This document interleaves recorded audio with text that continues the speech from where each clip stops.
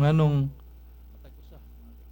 matag September 8 kitang mga Katoliko magsaulog man kay birthday ni Mama Mary. Biblical ba o kamatuoran kini nga pitsa? Di ba kaha anaara kini sa tradisyon sa kasaysayan? Boyet Solomon namina pirmi sa tangnan Loon Bohol. Oh, God bless kanimo brother Boyet no diha sa Loon. Okay. So kinigong birth date. Importante kining birth date nga kuano kini ni ang particular date yun sa imong pagkatao.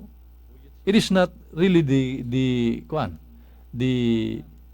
most important in our celebration. Nga di man to maoy birth date yun sa iyang natawhan. Tungod kay during the time mga kaigsunan ang kini ni ang ingno to sama sa register of kining city registra no para sa ato karon nga og naay matawo dito dito sa ipahibaw no dito sa or i-submit gyud dito sa registry of or kining city registrar aron ma record ang himuang adlaw natawhan nya during the time sa panahon sa Old Testament ug diha sa 1st century nga to 2nd century mga kaigsoon wala pa gyud dili pa gyud kaayo ingon nga parehas no ka kining pagka malambuon sumala sa atong panahon karon. Wa pay kuano, wa pay igo nga kining susama sa tuwa karon nga panahon nga di na gyud kahibaw na gyud ka no sa imong tukma nga natawhan. Pero bisan pa niyan ang mga kaigsunan ang atong simbahan gumikan kay siya ang naghupot sa mga kamatuoran ang gitawag og depositoryo sa kamatuoran mao na nga igo ra gyud kita mo dawat nining gitudlo sa atong simbahan. If that would be a tradition, that tradition especially the divine tradition is level no as far as the Bible is concerned. Ang atong tradisyon ug ang magisterium kining tulo timan-an ni nato nga ang source of truth is not only coming from the Bible but also from the tradition no? Tradition kining gitawag og divine tradition or ecclesiastical tradition or apostolic tradition. Gisgutan kini mga kaigsunan o gitudlo kini sa simbahan nga kini angay usab natong pagadawaton. Unya ikatulo kining magisterium.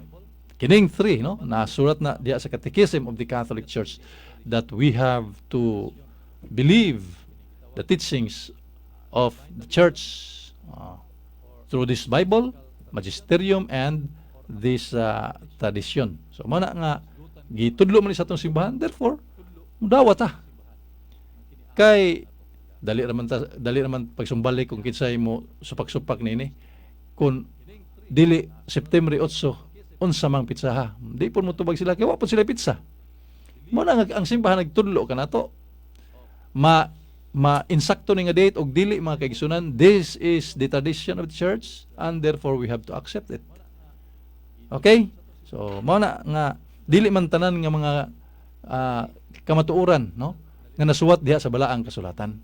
Kay mao ra ba na ipamugos sa atong mga kaigsunan basta di masuwat diha sa Biblia dili nato tuuhan. Ya, pero tibang daghana kayong mga nitumaw nga mga lain-laing relihiyon. Nasuwat na ilahang mga founder diri sa Biblia. Wa. Ya, di na natutuhan. Di gyud tuhuan mga kaigsunan tungod kay usara atong balikon.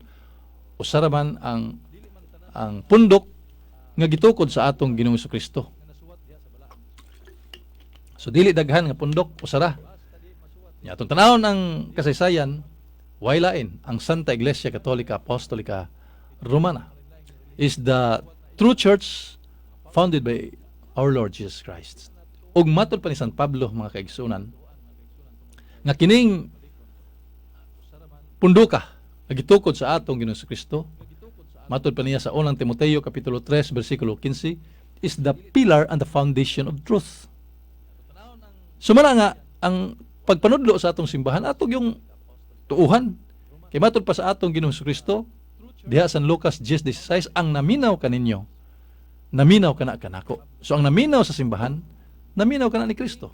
Ug ang naminaw ni Kristo, naminaw usab samahan nga nagpadaan ni Kristo. Okay, so mo nay konsekwensya na mga kaigsunan. If we believe and if we accept the teachings of the church, we accepted the teachings of our Lord Jesus Christ. Kay di mahimo nga ang atong Ginoong Kristo moingon ta sama sa atong mga kaigsunan nga naa sa laing sekta nga wa si Kristo ra gyud among tuhan, wa nay lain.